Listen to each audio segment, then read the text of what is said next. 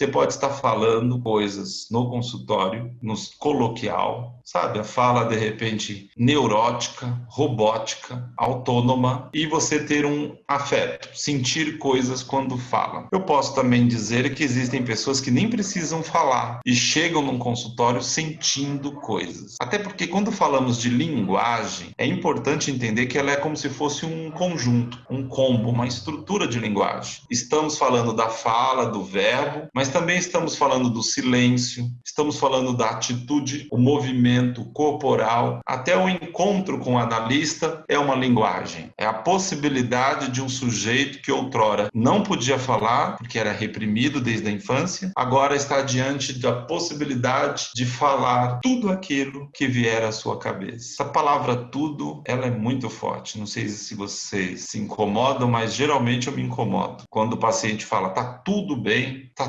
tudo ruim, o meu analista geralmente me pergunta, Fábio, fale-me tudo. Ou seja, o tudo é carregado de tudo, muita coisa. E é a provocação quando o analista pede para falar tudo que vier à cabeça. Estou falando das minhas contradições, da falta de organização, das palavras, da minha psicose propriamente dita, né? Trazendo à tona toda a sensação vexatória da infância. Catarse vem do grego, né, que significa purificação, a ideia de purgação, que foi utilizado por Aristóteles para nomear o efeito produzido pela tragédia no espectador. Primeiramente, Joseph Brauer e depois Freud apropriaram-se desse termo para designar o efeito esperado de uma abirreação, ou seja, um desprendimento de um certo trauma que outrora foi catexizado por N razões, até por uma questão de contingência, uma questão traumática da época, né? E agora ele é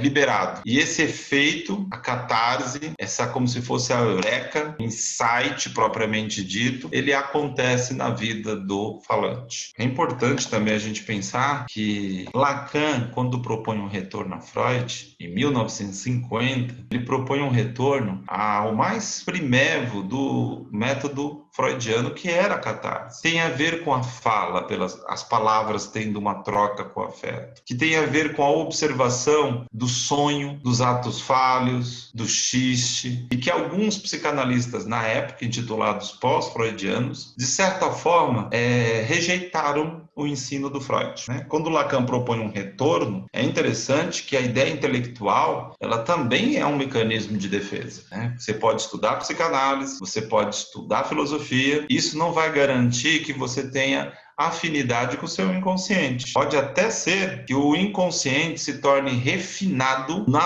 nos mecanismos de defesa por conta da teorização. Um processo de racionalização começa a se fazer presente e de quando em quando temos aí uma neurose, até estudando psicanálise. Por isso que uma das frases marcantes é que divã não é garantia de análise.